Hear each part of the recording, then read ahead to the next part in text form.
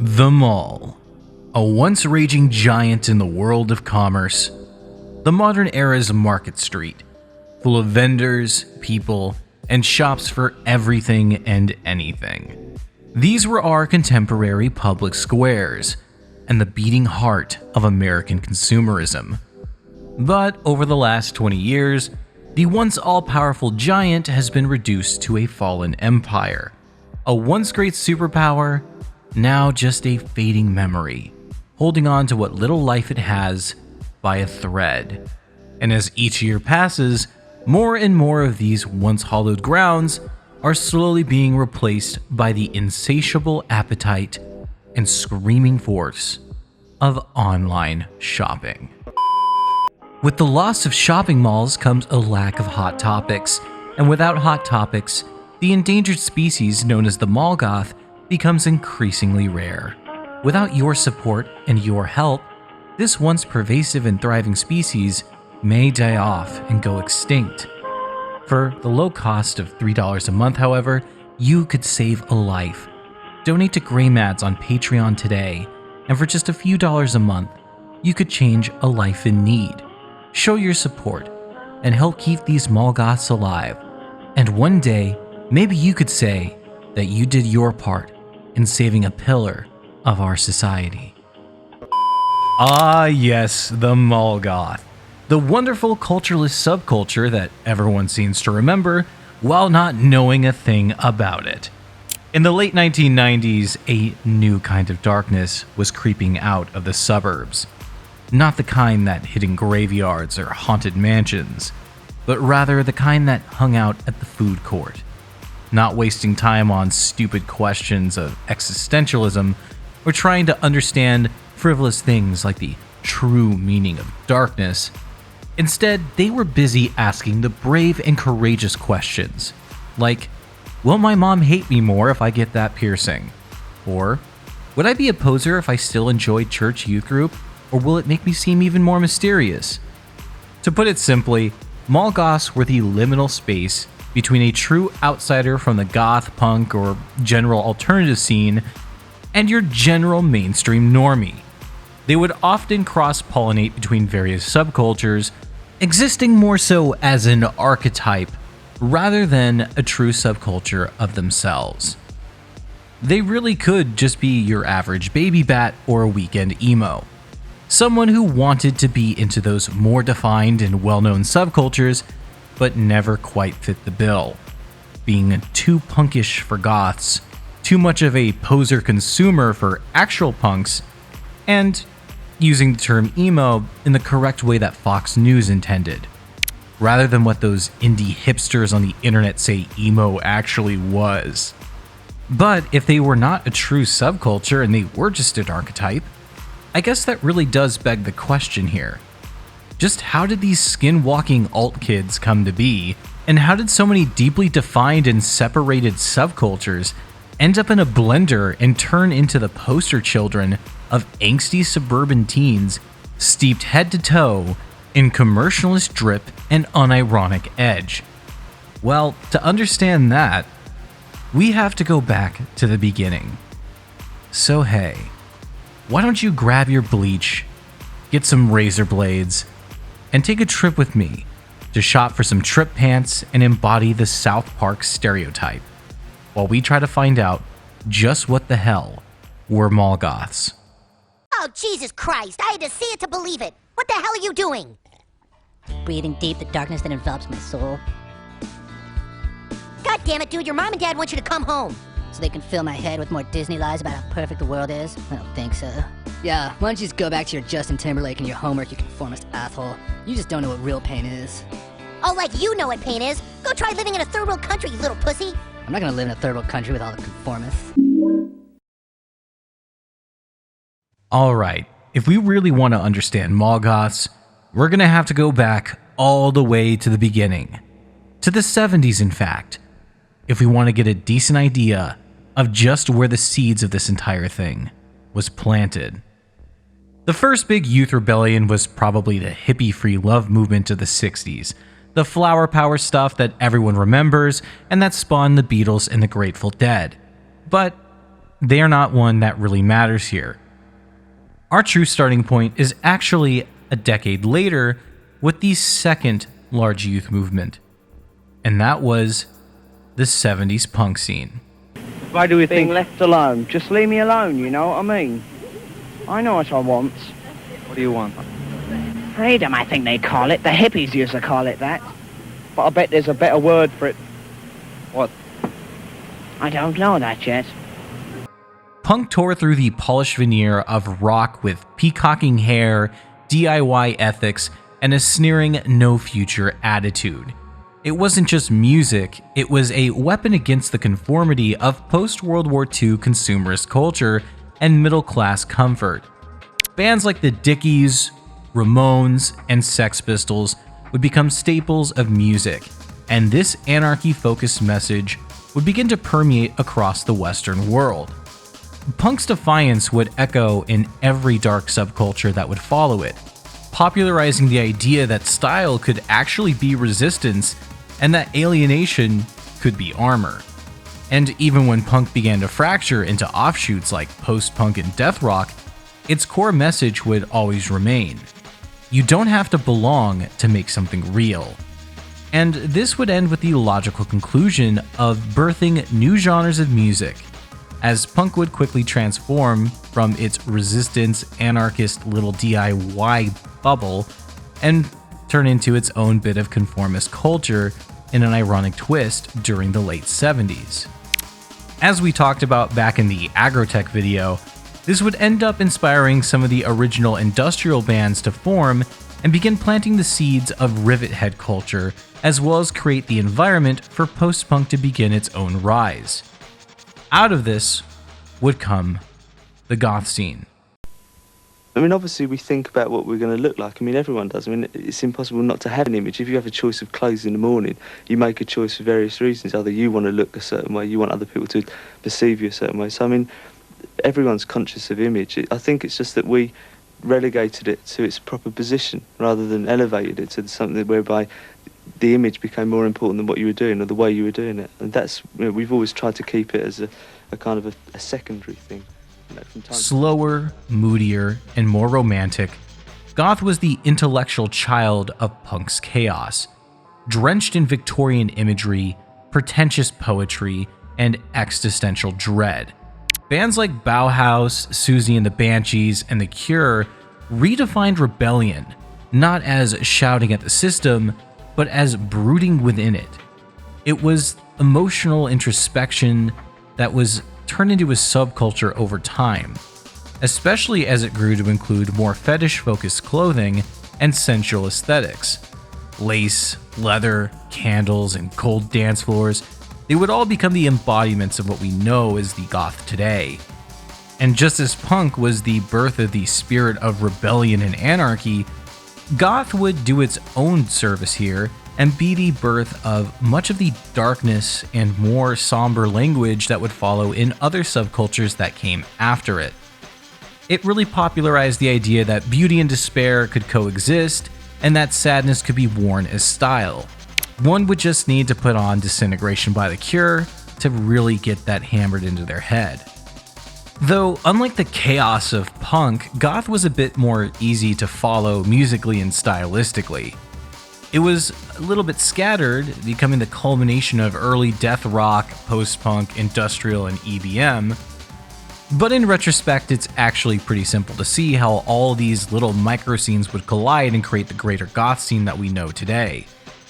Though, before we move on to our subject proper, there is also another big influence that we need to talk about before we get there. And that would be what the 90s gave us.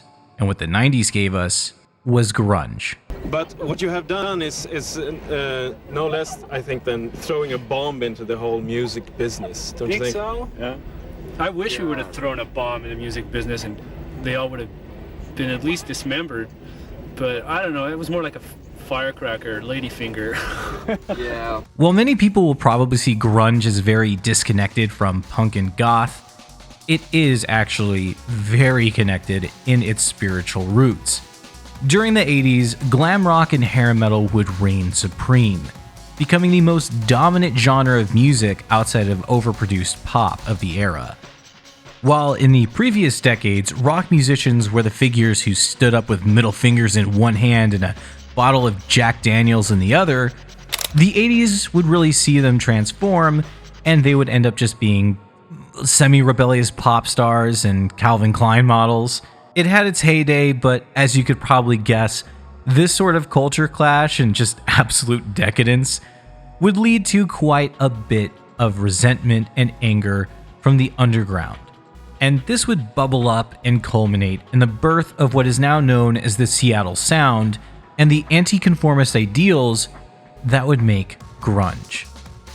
Grunge is the dirt-streaked, plaid-clad rejection of glam rock's excess, and would lead to artists like Kurt Cobain and bands like Alice in Chains becoming rock icons, changing the face of both alternative and mainstream rock forever.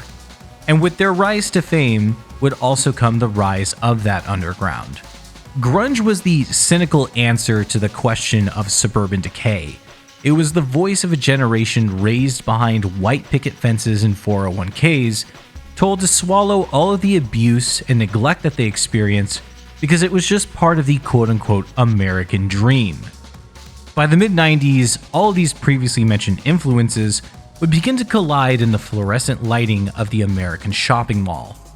Punk's spirit of rebellion, Goth's romantic darkness, and grunge's emotional exhaustion merged into something paradoxical, a mass-produced form of individuality. But, as great of a setup as that might sound, this wasn't the final piece of the puzzle, and this isn't where mall goths came to be, at least not yet. Their birth came after one special movement sparked to life, and that movement would be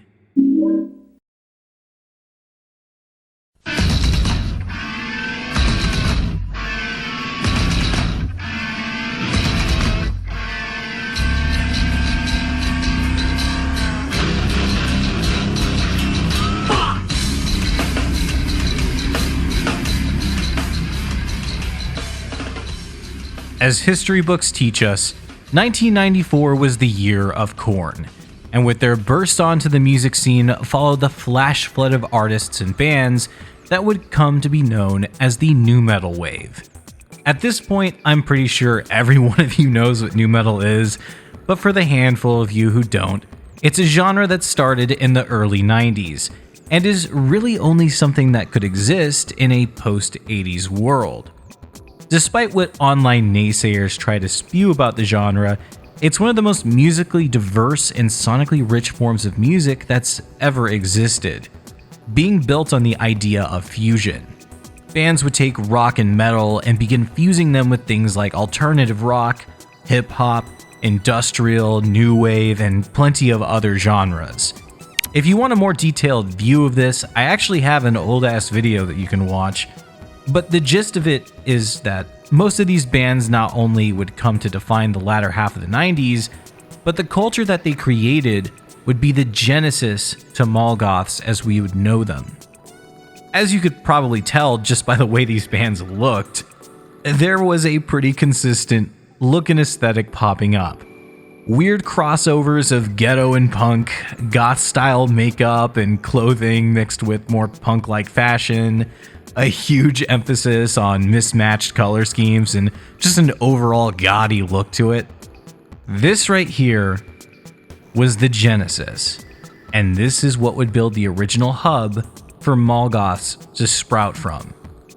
But hey, I'm sure you're wondering why we don't just call this the nu metal fanbase, using the name of the music as the name of the subculture just like all the previous ones. And you know, you're right on that.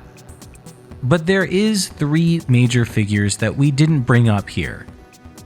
And we're going to need to talk about them to understand the full picture and just why nu metal isn't enough of an encapsulation to really understand mall goths. A lot of people are saying, why would he make a video that's obviously not going to get any airplay? And how come you weren't the subject of all that torture? The first part of it was when it was time to do a video. I'm not a big fan of videos in general, the way they look usually, so I wanted to do something that was a bit different, and the idea that I come up with for that song was one that was not your standard video fare, and also just what I thought was appropriate for the visual accompaniment to that song. Two names not as often associated with mall goth but did play integral roles would be Trent Reznor and Billy Corgan. While neither of these artists or their respective bands were directly responsible for mall goth's rise, they would help foster the environment that led to it.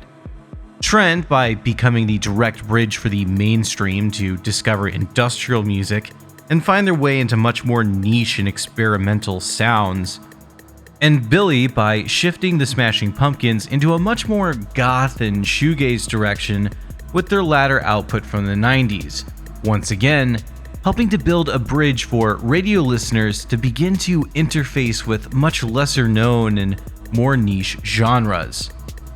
Both these artists would allow for a lot of underground bands to begin to garner their own cult followings and to really spread their ivy across the musical scenes. And just like all the past movements that we've talked about in our previous section, this bred cross-pollination and would create so many avenues and so many bridges for previously untapped audiences to really get into this underground and experimental music. But as integral as all of this was, and as much of a big influence as Trent and Billy were, beyond the nu metal bands, beyond the goth acts and the punk acts of old, there was one figure who stood a bit taller. And he's probably the most important piece of the puzzle, and in essence can really be crowned the king of the mall goths. And that man's name is none other than Marilyn Manson. Mr. Manson, may I call you Mr. Manson? You sure? From Seconds magazine, you're quoted as saying, you have to take responsibility. You reap what you sow, and you have to clean up after yourself. I'm sick of people always trying to blame movies, bands, songs, or talk shows for whatever. Teen suicides, drug overdoses, everything else. If someone's stupid enough to kill themselves because of a song, then that's exactly what they deserve. They weren't contributing anything to society. It's one less effing idiot in the world. There's too many people. If more people killed themselves over music, it wouldn't disappoint me. It would disappoint me in that it's sad that people are that stupid. Exactly. Marilyn Manson is a hard figure to talk about, because due to the large list of controversies over his already long career, the various figures that he would commingle with as well as inspire, and the many different phases, looks, and sounds throughout his discography, it's a lot to delve into. Like Nine Inch Nails, it's not really a rabbit hole, it's a fucking abyss. But the important bit here is that Manson, at least during the 90s, was represented as the anti-hero and shock rocker for the decade. And unlike his past contemporaries like Alice Cooper, King Diamond, or even Ozzy Osbourne, Manson had a much harsher and more visceral edge to him. He wasn't too cryptic or fantasy-focused, leading to people ignoring him, and compared to, again, Alice Cooper or Ozzy, for that matter, he had a much more shocking sense to his lyrics and overall visual aesthetic. And it was this embrace of controversy and antagonism that would make him a consistent target of the media, and an easy figure for the mainstream audiences who wanted a darker edge and sound to rally around and effigize. So, as such, Marilyn Manson would represent this interesting crossroads of rock, metal, goth, and, in his older music, even punk. And it would culminate into a little scene of its own. He didn't really belong to any specific niche, and due to this, would become the poster child of mainstream outsider culture, for better and for worse. So, if we take a step back and look at the stew of different influences and scenes and the general malaise of colliding alternative cultures here, due to the rise of nu metal, the crossbreedings of scenes like goth and punk, and the mass injection of more mainstream fans, predominantly teen and college-age fans, well, we can see how all this would come together and create a new archetype of a person. And this would be the true birth of mall goth. Well, theirs is a world like you've never seen before. Goth is all about dark music. It's about symbols of death and even dressing like vampires, right down to the fangs you see here. Tonight, UPN News 13 investigates LA's goth scene from the clubs to the cloths to the creepiest of collectibles. The mid to late 90s would see a flood of pale faces crashing like waves through mainstream society. But unlike the goths of old, these weren't artsy poets or drug-addled musicians writing avant-garde music. Instead, a slew of suburban teens would embrace the dark edge of nu metal and pop industrial and create an entirely new scene. Mall goths aren't a hard concept to really understand, and they're not even steeped in all that much lore or context. Outside of the previously talked about music, the only real lore needed to understand mall goths is 90s culture. The 90s were an odd time to say the least. Social norms were still much more the same as they were before, being evangelical Christian families, suburban lives and middle class standing for the average family, and a conformist expectation that was rooted in post-World War II America. The main difference here versus, I guess, any previous decade is that the hazy intoxication of materialism and consumerism was beginning to fade away. This was the era where previously published books like American Psycho would begin to see popularity, and the publication of other books and films like Fight Club would also gain popularity for really embodying the struggles of people's internal damnation. There was a general sense of dread, isolation, and dissatisfaction with the future. Even if jobs were well-paying and cushy, the idea of spending your adulthood in a monochrome cubicle pressing papers was a very bleak one. And this dread would be the driving force of mall goths, whether they really realized it or not. But like almost every revolt against the modern world, mall goths would be plagued by the same issue as every other social movement: the decadence of consumerism. The word mall isn't just in the name because it's cute. It's there because just like the emos, the ladder punk scene, and the pinko slacktivists of the 2010s, their frustration with consumerism inadvertently led to an embrace and parasitic relationship with it. Mall goths were defined by their fashion tastes, running up with mom and dad's cash in hand to buy the latest CD from whatever band was dropping that week, and blowing $90 on a pair of the worst jeans you've ever seen in your life. The fashion on display is probably the most memorable feature of mall goth. And even when it comes in a few different variants, you still know exactly what it is. To name a couple though, you had the maximalist style that everyone remembers, where you look like the lost member of Kitty or Coal Chamber. And then you have the more subdued style, where if it wasn't for one or two pieces, you just kind of look like a normie.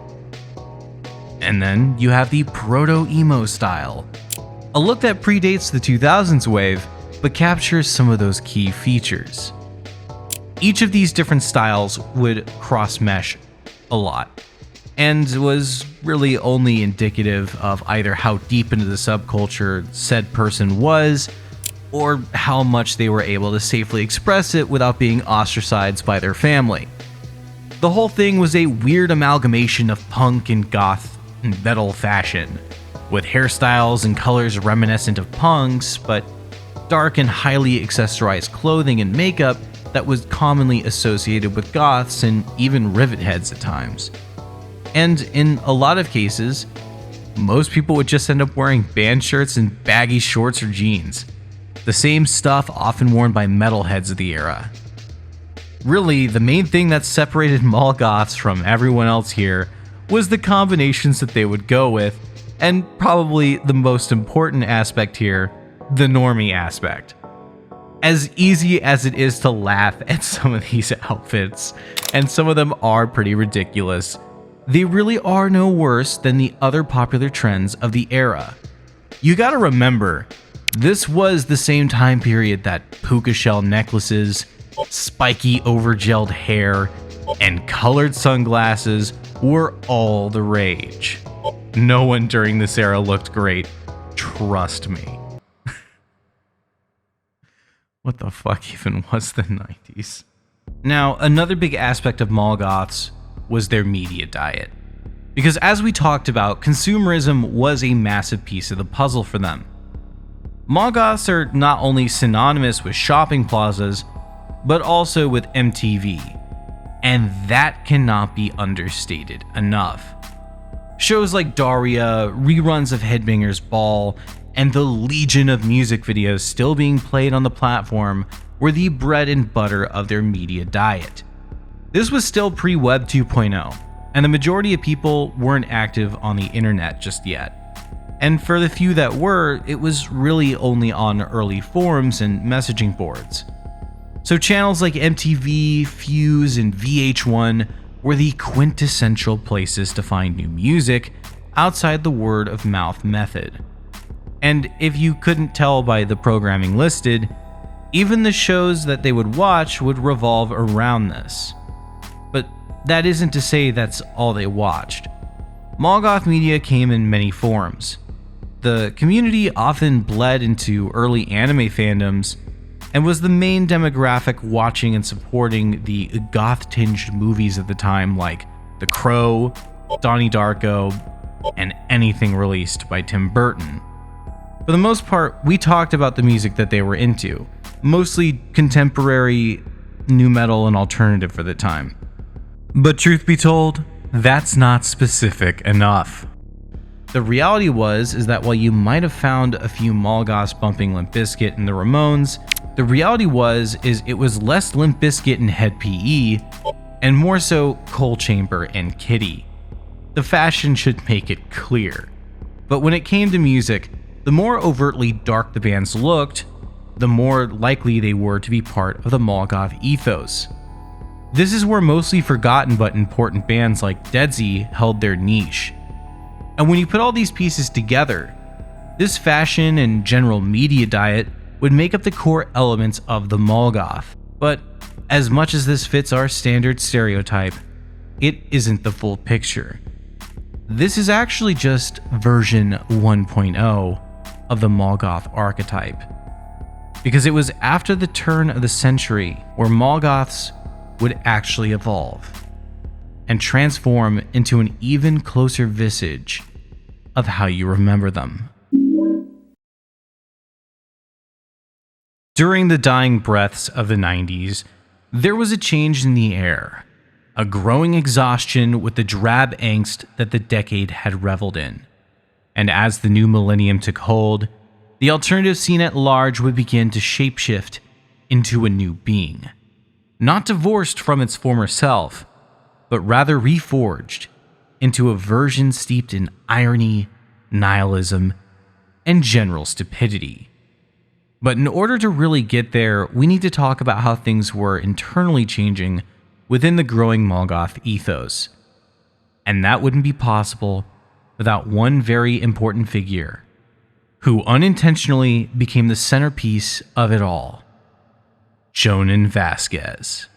Yeah, what kind of message do you think to deserve? Because YouTube's mostly a bunch of douchebags, right? That one, yeah. You know, talking, like the people that do their, teach you how to do their makeup. Oh yeah, I know. How many videos are there of people teaching you how to do their fucking makeup?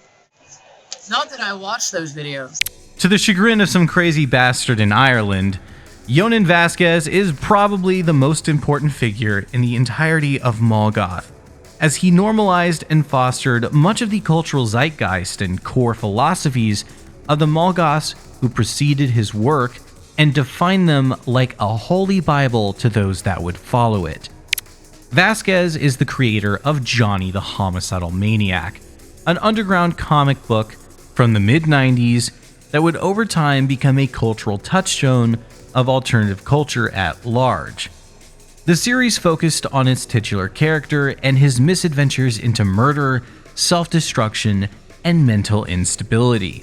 The entire thing is a nihilistic, irony-drenched piece of black comedy, paradoxically parodying and showing outright disdain and hatred for the goth scene, while also being heavily crafted to cater to and to be a pinnacle of that very same culture. As time would go on, Vasquez's comic and its subsequent spin-offs would become a staple of mall goth culture. And while it stayed relatively in the underground for most of the 90s, it wouldn't be too long before his work would begin to spread and, again, unintentionally change mall goths as we know them, giving the social archetype a new lease on life. Come 2001, Nickelodeon would somehow see the hyper-violent and profane work of Vasquez and decide, yeah, this guy needs to make children's media, and would give him his own show. And this is where everything would change. Invader Zim popped onto network television, and like a parasitic virus, it infected the youth, quickly and effectively poisoning their minds to be vessels of stupidity and cynicism.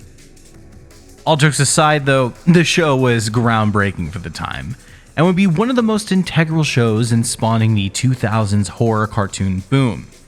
As its popularity would continue to grow, so would the rise of other shows like Billy and Mandy that would similarly take horror concepts and existentialism and turn them into jokes for children. These cartoons would appeal to younger and older audiences alike, and while the nu metal and industrial wave of the 90s was dying off in the early 2000s, these cartoons would act as a life raft of sorts, keeping the entire thing afloat and bringing fresh blood to the scene. But as important as Vasquez's work was, there was another pivotal figure to mention here, and well, his name was Bam. Today, I'm gonna make everybody's day hell.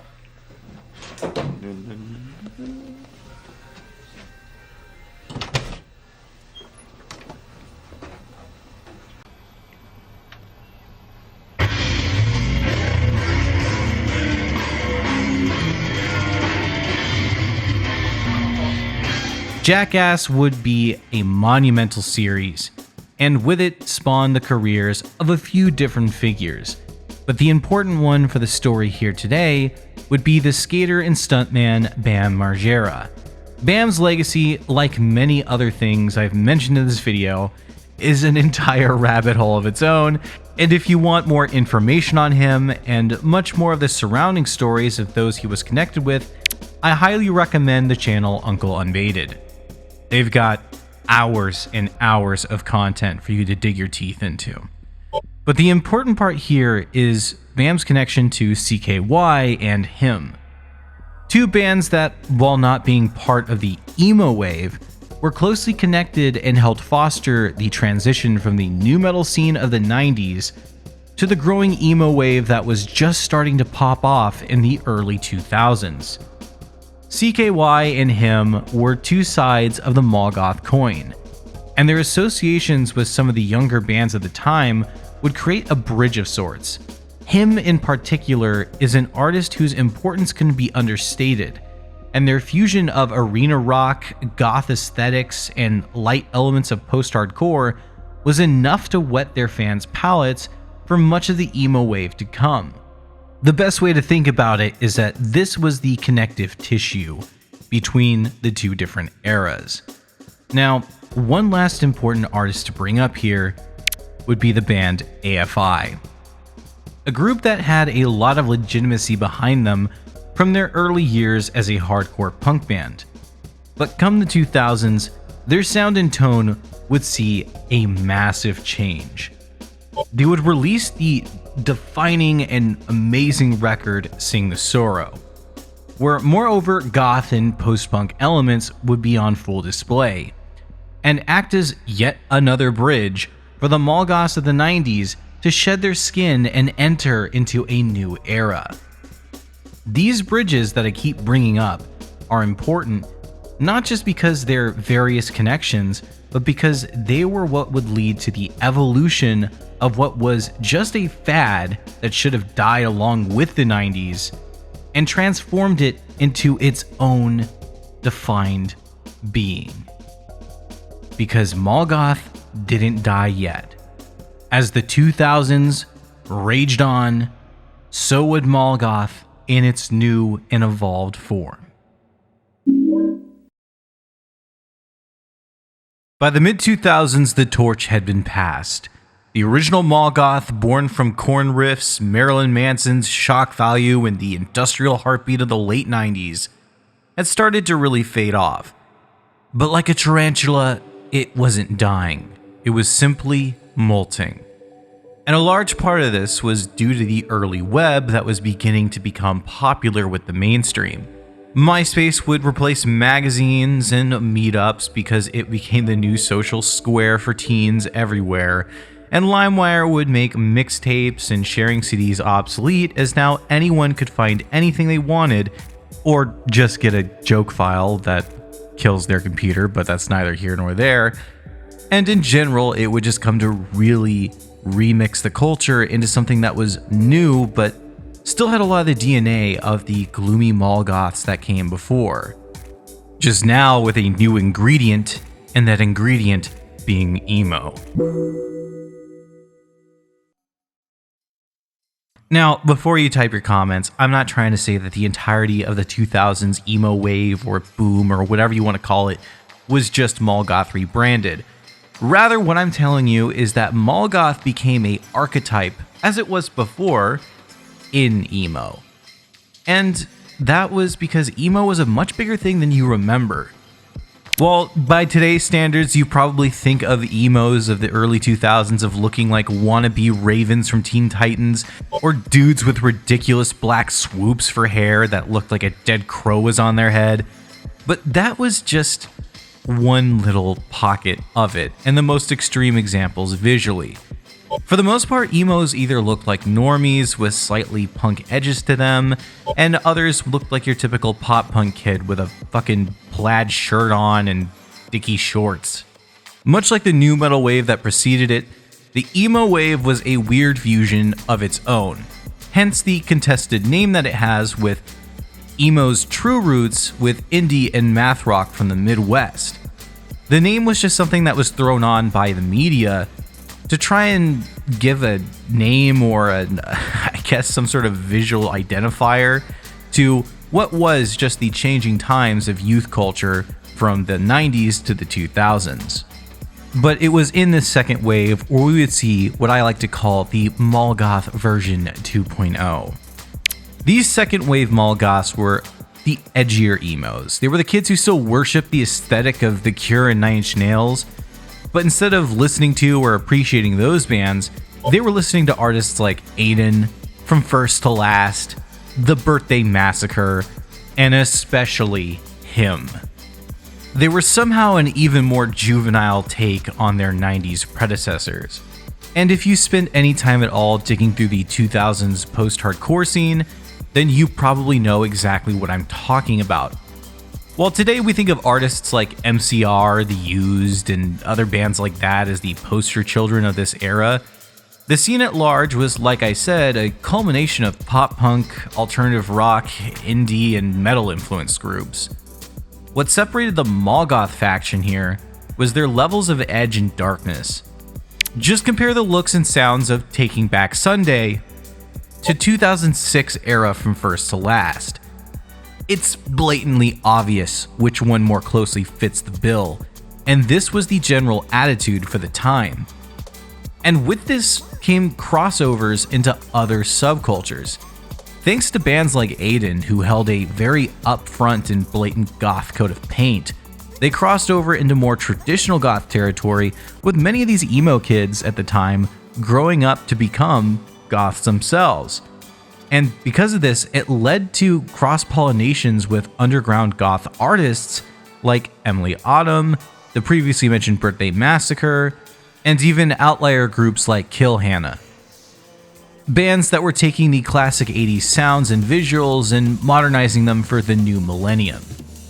And thanks to the internet, the early social media would also see artists like mindless self-indulgence gain popularity, fostering even more of that mall goth edge for the masses looking to bask in that scene.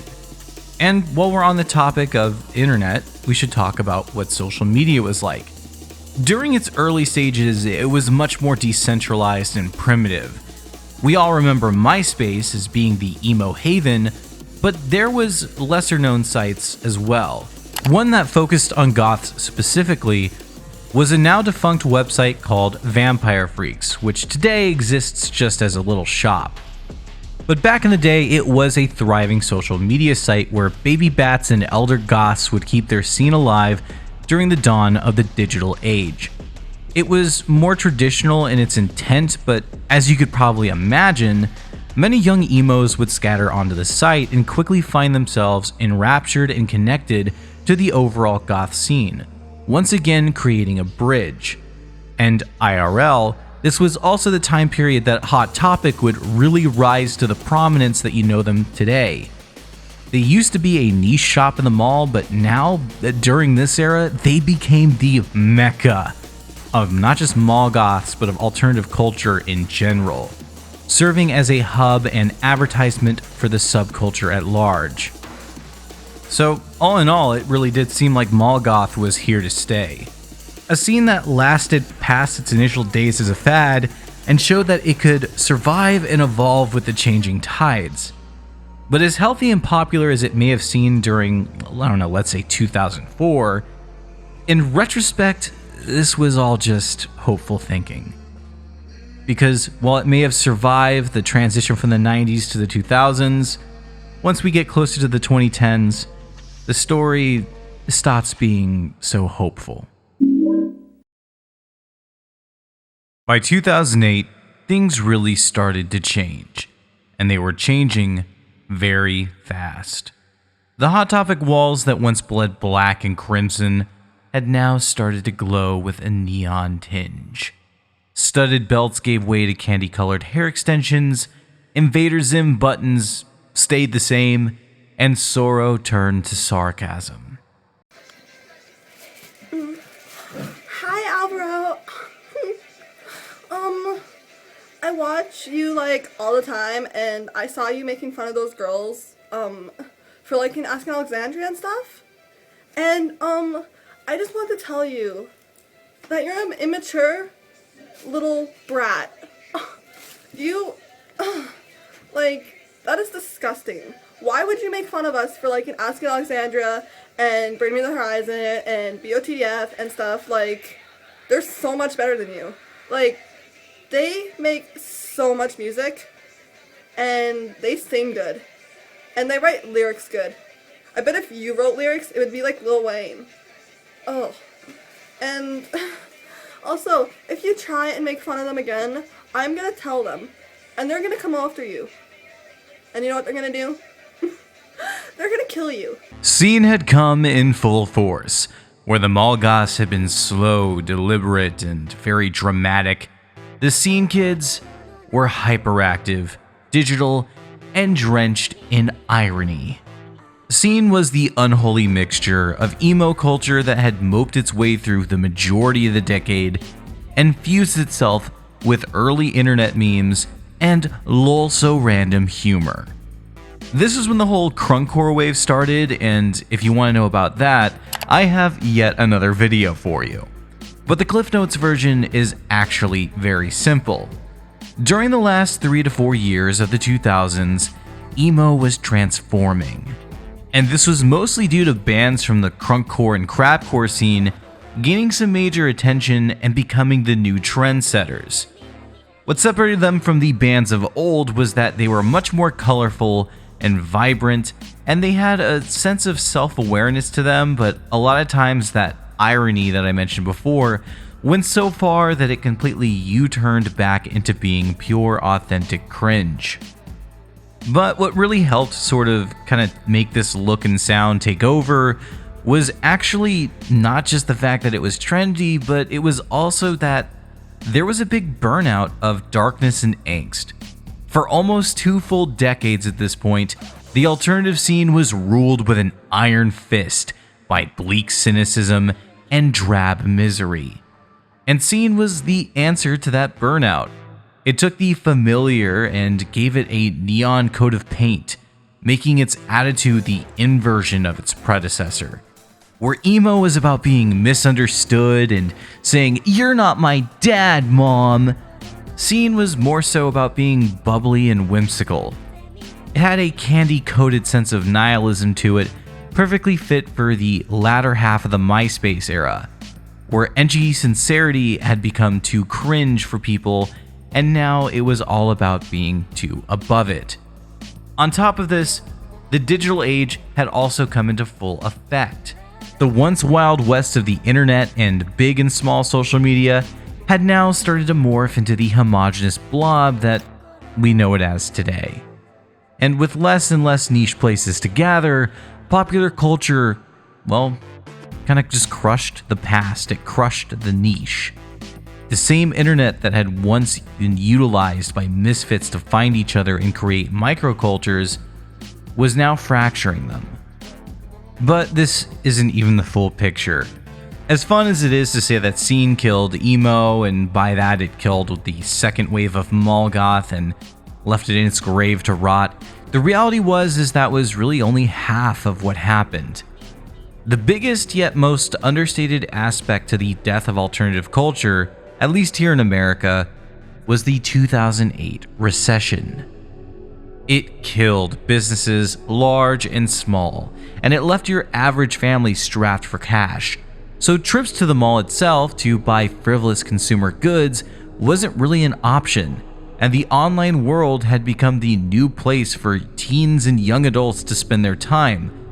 And that change of scenery really did have a big effect on how people perceived culture and perceived themselves.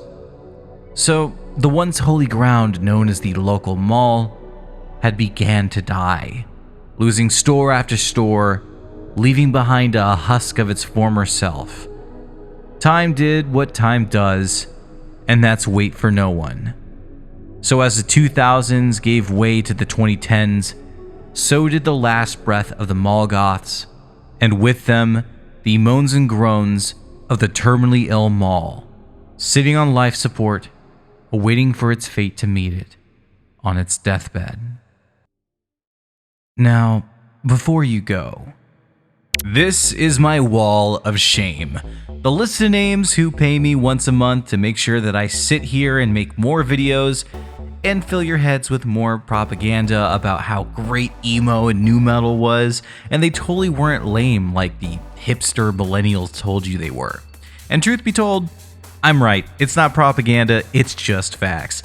So if you want to do what we talked about at the beginning here and keep these mall goths alive, then you know what to do. My Patreon and Coffee links are below. All jokes aside, I had a lot of fun making this. I know it's been a long time coming for the next episode of the What the Hell series, and I hope it didn't disappoint. This is one that I've wanted to do since I conceptualized this series, and I hope that you guys enjoyed it too. I've got a lot more coming your way, various different types of videos, and the same old bread and butter that you're used to. And hey, hopefully next time it won't take me so long to make another What the Hell video. I know you guys like these, and I like making them too. They're just a bit more, they're a bit more of a project than everything else.